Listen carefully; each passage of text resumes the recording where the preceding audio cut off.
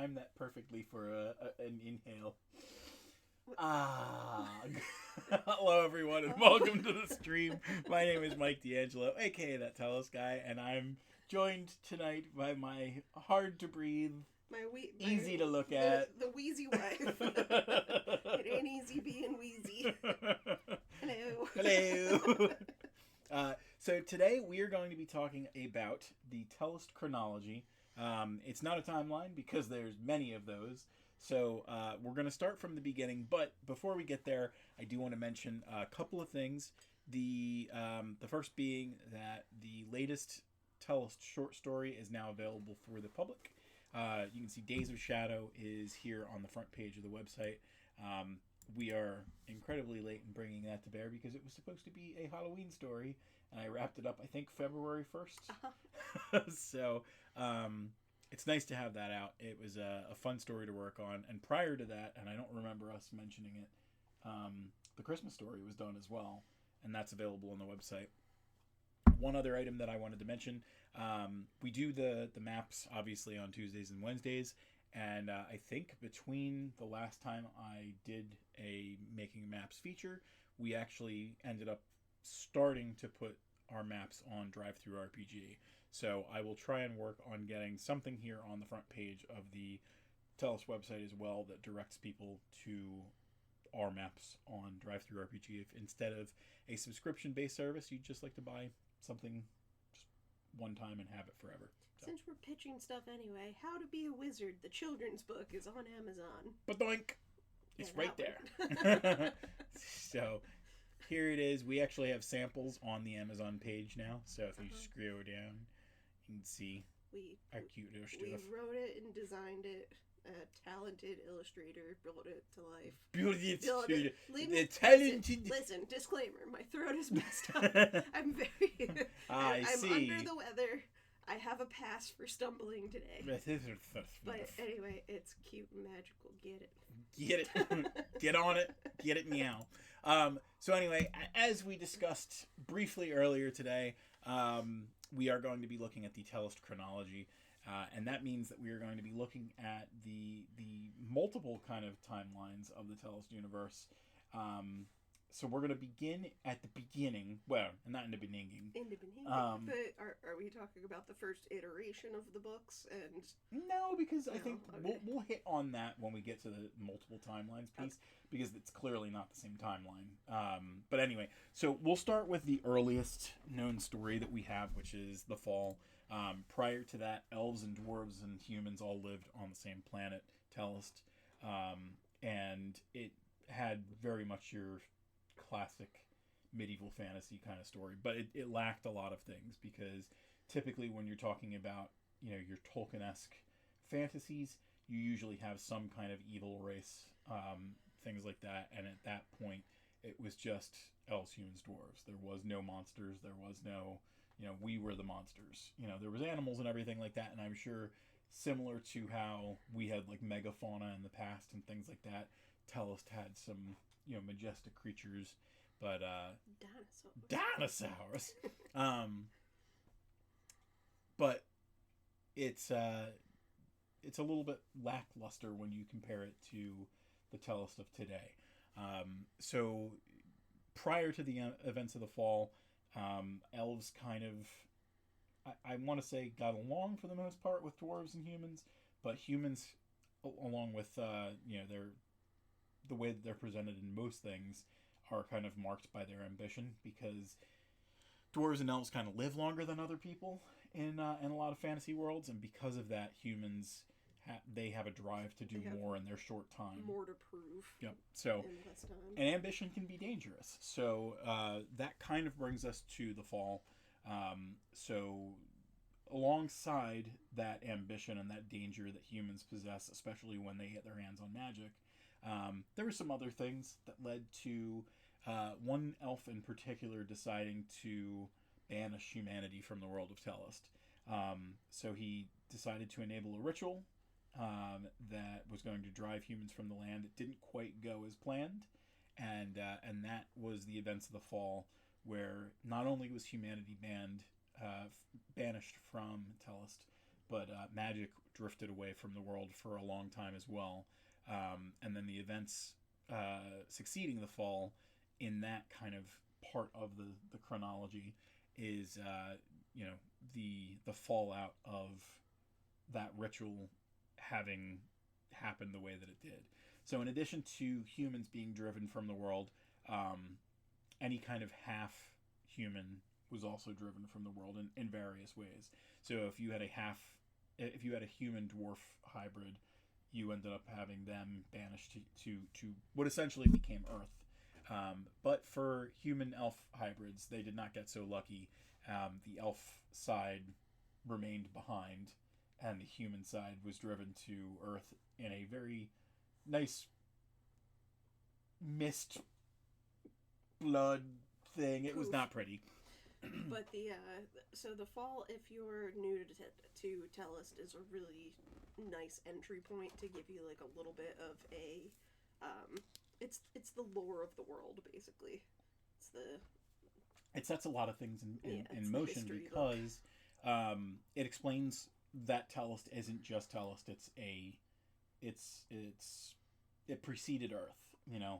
Earth is Tellest in kind of another universe. It's the Tellest of another dimension with not a lot of magic.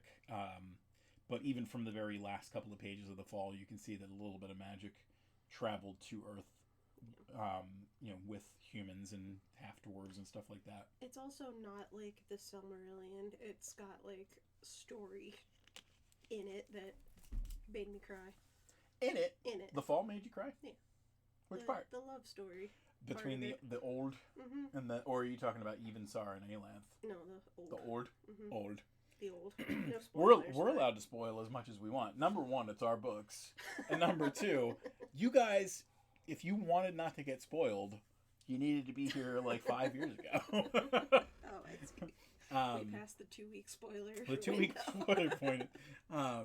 So the fall, again, led to the splitting of the two worlds. But, and we're obviously living through the idea of Earth as it is right now.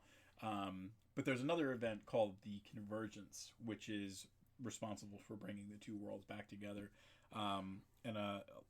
It depends on what timeline you're talking about, because there's a lot of Tellest timelines in play, both in the kind of contemporary Tellest setting that we're working on now, which is like in the 970s to 990s of the Tellest universe, or if you're talking about like present day Earth to anywhere from 10 to 50 years from now Earth, where some kind of superpower decides to use some kind of super weapon, and I hear Zelda eating food down there. She doesn't have food. She's licking the bowl. She's licking the bowl to try and tell us she's still hungry. Tellest? Tellest, she's still hungry. So the convergence happens because a superpower uses a super weapon. Depending on what timeline it is, it's different kinds of super weapons, which basically breaks down the barrier between worlds and has them connecting once again. Typically speaking, because of whatever bioweapon or super weapon, it ends up also kind of permeating the atmosphere and allowing the magical kind of phenomenon of Tellest to hit the various inhabitants as well. So the convergence is almost just as important as the events of the fall, and in some ways makes Tellest what it is today. Huzzah. I don't know. It's true. And do you have? It's true. I know. Now, do you have a book that talks about the convergence like in its entirety, or is it just sort of like an outside the books? It's not outside the books. It was briefly touched on in the end of the Child of the Stars trilogy, because it talks about Matthias and what he went through. At one point, I was making a novella that kind of outlined the days leading up to the events, and kind of like his love story with somebody that he knew, the relationship that he had with his family, and kind of the way that he was stuck outside of everything because he didn't manage to make it into shelter or anything like that. There was no bomb shelter for him to find his way into, and he kind of survived. Why must you always step on everything? Oh yeah, is that what we're doing now? Here, chomp on my finger while I talk. The dog, not the wife. Not the wife, also the wife. You can't the wife say the dog, so had to specify it's the bougie. So yeah, he ends up stuck outside during this phenomenon, and imagine like a worldwide nuclear winter that he thinks he's not going to survive, but instead of perishing, suffers for a long time. Huh? Guess I'll die. Guess I'll die. I have just the thing for us. Do That's I? Wise. Do I? Yaha. But rather than dying, he survives and begins to realize that he's doing more than that. He's thriving. Luna. Stop smooching on the Maisie. Maisie doesn't want it. If Maisie shows teeth, she's not happy. Are we going to have to go to intermission? No, continue. So Matthias ends up being, going from regular old human to God, and that's the beginning of the Age of Gods. And then he and other survivors from Earth who've made the transition to Tellest end up also becoming part of that pantheon. The other interesting thing is the humans that end up kind of trapped in their fallout bunkers, essentially, when they do eventually get out of the mountains and things like that, they end up becoming the Calistrazi, which is one of the things talked about last time Yep. on Talking Tellest. Yep. So the Calistrazi, again, are considered the first men, and it's because, number one, they're the ones who developed magic first among the people who, emerged from the earth and things like that. But they're also literally the first people who kind of ascend from, the depths of the mountains and things like that and start to retake Tellest. Into the new world. Into the new world. So over hundreds of years, there's other stuff that we haven't really gotten too into yet, but we do know that there's various things like Titans and and obviously we talked about the gods. There's variations of old gods, like we have our big bad from the coastal island areas that show up in some of our short stories, and maybe some of our more recent longer ones, and then you get to, again, around that 970 to 990 year mark in the Tellest universe. And that's where you get to the rest of these stories, like the Tinker's Tales, the Dreamwalker Saga, the Ancestral Magic series, the Thunder Fury Saga, and so on. Question. So everything that's after the fall is relatively with it. Like, Maximus shows up in, like, all those other timelines, right? So is it like 100 years or so? Like, how? What are you asking? From between the Tinker's Tale and like the most recent story, how many years is that? So the Tinker's Tale is when he's around, like, He's young, right? 16 to 18, something along those lines. Yeah. And I think he's around 60 when like the Child of the Stars series began. Okay. So we're probably talking about like another 50-year jump. A 50. Okay. Now, Awake and Arise is kind of tricky because Vanathrin's an elf, so she's ageless in a sense. Right. So it's anyone's guess how far back her story is. But certainly the next one up is, Mageborn and the Thunder Fury Saga. They're much more recent. Right. Adelia, I believe, is 15 when she ends up first meeting Gaston. Mm-hmm. And if we do get to like our first event series that kind of connects everybody, she'll be at least 23. So it's a pretty big jump. But she's also, at this point, probably like late 16, early 17 by the end of Wild Magic. So. Right. And does the Thunder Fury Saga kind of happens side by side? Yeah. Okay. Thunder Fury Saga is relatively close by. That might also be around like the, he might be a little older than Adelia. Where's D'April's Fools? D'April's Fools is technically a first in a series starter book. It's not part of this document yet. But D'April's Fools, as far as timeline, it's actually, I would imagine that at the time that D'April's Fools started, Luca is not born yet. Okay. So they're roughly, I want to say, like 18 years ahead of him. Okay, so they're probably in their like 40s. Late 30s, early 40s, perhaps. Which is interesting because we see them very much as inexperienced kids almost. And then I don't remember if we ever discussed where Bixby's timeline began. And that's important because Bixby is our guess I'll die then person. Yeah. He can really be from any time. You know, there's a couple of characters that I really relish the idea that they can show up in various points in the Tellest timeline. He doesn't necessarily travel all over the place the way that Reese does, which we'll touch on again in a few moments. But and he certainly doesn't have the breadth of experience that Icarus has, having survived all the way from the fall to present day. But because he can die over and over and over again and then is reborn basically at the age that he was when he first developed his powers, he can have lived for a very long time. So he could be somewhere. He could be our connection to that, like, whatever 100-year gap, like 900-year gap. It's very possible that we call him the Calistrazi mystic. Ooh, so he could be one of the. He's not one of the first ones because we know that he's got other wizards who. Right. But who's to say that he wasn't around year 100 and he's been around for 800 years? So that's fun. Now, obviously, he didn't mention anything like that in his talks with Frederick, but it's possible that that's a revelation that we get to see now that he didn't want to freak him out because of him and Frederick's bromance. Yeah, I mean, it's supposed to be a May December, not a May and 3 Decembers from now romance. That's funny. So technically, Bindings of Fate. What the heck noise was that? That was Nuna going. Nah. Technically speaking, the Child of the Stars trilogy. What are you doing? She's upset because Maisie's laying on my lap. Luna, are you okay? Do you want to sit on this chair since Mommy's not sitting here?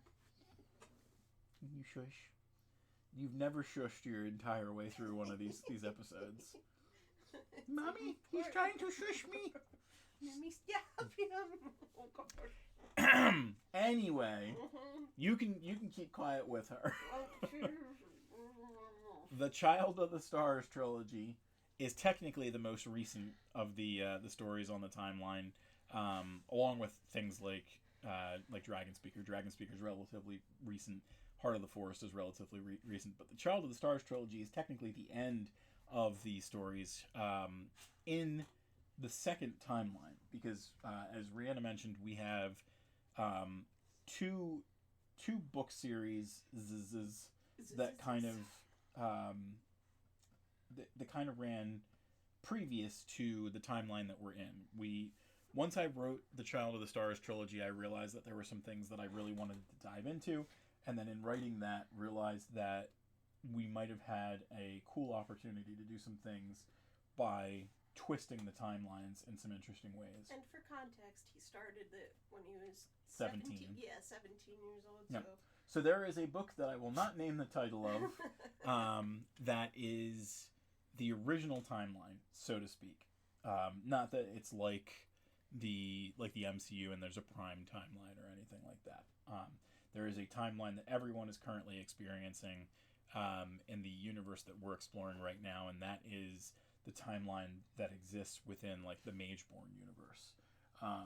So when do things diverge?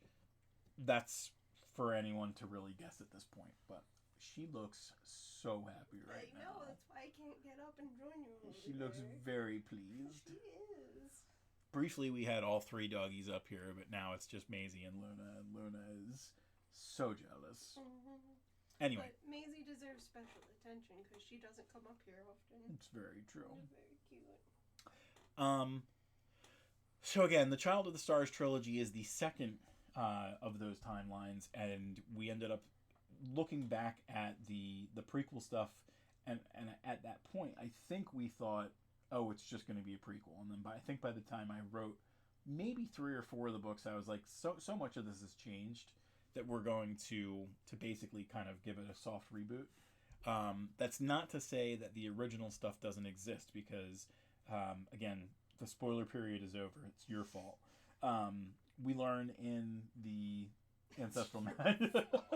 It's your fault, he says, to the people who are just curious about Tellest. I know that nobody is going to listen to this video, but we have 4 people on average that look at it, and it's probably you and me and 2 other people that we know. You don't know that. It could be, you could have a what's his name? Superfan? No. Bob Ross situation. Oh, yeah. Discovers you. So I'll try and be as vague as possible about it then. We know that through the Ancestral Magic trilogy that there is another timeline at play. So that takes us to our other timey-wimey, wibbly-wobbly kind of thing, which is the Reese of it all.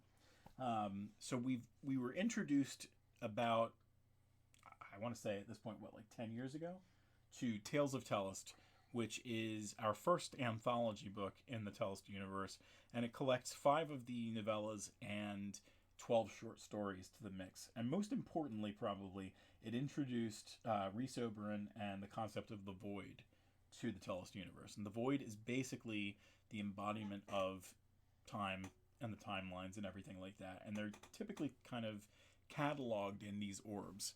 So let me see if I can... Let's go find the Tales of Tellest artwork real quick. Oh, no. I want to go to the gallery. So he ends up going into the Void kind of by happenstance because someone steals an item that he's trying to get a hold of. And you can see time is kind of cataloged in these orbs. He takes an orb, leaves the Void with it, and it's kind of like the Holy Grail in Indiana Jones and the Last Crusade. They're not meant to leave the Void. And when that happens, it breaks and it shatters and sends these shards of the orb into various points in time. So he's kind of our way of going into different points in the Tellest universe to tell usually smaller form factor stories. We did get a chance to explore a bigger chunk of time with him when he went into the Living Dungeon, helping us bring the Quantum Quest novelization to life. But we certainly haven't seen the last of Rhys yet, and he's going to make bigger impacts as he goes forward, and we're going to begin to see him kind of cross paths with more important figures. In Quantum Quest, we saw him cross paths with probably the most famous Tellest character that we've got in the story so far, which is Alicia Main. But we've talked about, having him show up in a very, interesting set of stories with a bunch of characters who we might have even talked about in this stream today. Mm-hmm. So it's going to be very entertaining. Yep. And the dialogue is going to be very fun. Yep. And so that's about where we are now. We're telling new stories all the time. We're branching off because there's so many different paths to journey from at this point, and we kind of have this... Tellest has become a kind of storyline generator because we let the imagination flow so freely, and we let the various cities that we have and the various characters who get a chance to get bumped up, we let them tell our stories and we let them tell their stories, and because of that we end up having these endless kind of branches to go down. There's probably the most common question that we get when we go to Comic-Cons and stuff is where do I start? And the answer is really wherever your heart tells you, whatever you seem interested in. If you want a Harry Potter-esque, you're gonna want the Ancestral Magic. If you are more into a steampunk kind of story, you're gonna want the Tinker's Tale. Right. And there's no wrong path. Yep. I mean, within the trilogies, you want to do that chronologically. Yeah, I wouldn't say jump into Transformed before Mageborn or anything like that, but you should. It's very open and welcoming as a world where you can kind of piece together the various areas, and there is so much that we have decided is canon that is not written yet. Like, Right. We have a lot of so what if much. sequences that kind of go, all right, I can't wait to do X, Y, and Z. There really needs to be another Michael and another Rihanna to help us with this stuff. I know. We need to figure out the stuff that they used in Rick and Morty to do the night people. And you and I can just have our night people do some of the stuff for us. Previously on. All right, that I think is going to wrap us up for today. Rihanna, did you have any other questions or comments before we? Just you should write that timeline somewhere, like series of events, and maybe name what the era is that we're in, like what the most books are in. Just to have it on the timeline. I mean, Probably a good idea. I'm Tellest's manager. Thank you for shaming me. I just try and keep it tight. Anything else? Tellest is cool. You should buy all the books and read them. Don't feel bad if you don't. Rihanna hasn't. Feel bad. Feel bad. I feel guilty every day. But, like, I don't read. So, I like audiobooks. I want things read to me. He has a couple of them. Folks, and I'm going to record more, too. I just have to figure out a way to do it where my voice doesn't do this and start crackling at the end of the night. Do you want a honey drop? Yes, but not in the middle of me talking to people. You could. Folks, they'll understand. Folks, on the screen right now, you should see all the places that you can find Tellest content, including the website, which we were just looking at, which is Tellest.com. If you want to see digital stuff that we consider premium, you can go to our Patreon at patreon.com/Tellest. That's where you can find our Monday, Wednesday, Friday art content. We usually put up something new every Monday, Wednesday, Friday. And then Tuesdays and Thursdays are usually when we do stuff related to our battle maps. We just started releasing point of interest documents in the gaps that we have on Tuesdays and Thursdays. If we're working on bigger maps, we had that huge map that we were working on last week, which was our Hidden Harbor Tavern, which was huge. It was the most stamps that I ever had on any map. And the fun part about that is I'm already making my next biggest map. And it's really cool. Tune in tomorrow and the next day for that one. Yep, that'll be a fun one, and it'll be themed for this week. If you're interested in maps, you're going to want to... That's a fun one, and it'll be kind of cool to see how that one's coming to life. If you want to see any of our premium physical goods, you can find that on tellest.etsy.com. That is our jumbo mouse pads, including the battle maps. We also have posters, our art book, our tabletop game, soon to be games, our bookmarks and stickers, and Rihanna's magic wands, one-of-a-kind handcrafted Weird Witch wands. And you can also see the TikTok channels there, tiktok.com/@weirdwitchwands and tiktok.com/@talesoftellest if you want to see the dogs who have been annoying the heck out of us these past few minutes. Annoying us is their love language. Yes, and being annoyed is my love language. That's why we work. So right now, you're watching this most likely on YouTube at youtube.com/@worldoftellest. But if you want to see us live, join us live, and maybe chat with us, you can do that on twitch.tv/TellestGuy. We do Talking Tellest on Mondays at 7 Eastern, and we do the Making Maps features on Tuesdays and Wednesdays at 7 Eastern. And that'll wrap us up. I hope that you feel better, Rihanna, by the time next week rolls around. And I hope that my voice is less scratchy by the time next time. I don't want you to get what I have. But I think I just talk so much sometimes that I would love a chalky milk. ASMR! and that'll wrap us up today. So thank you very much for joining, and I miss you. Bye. Bye.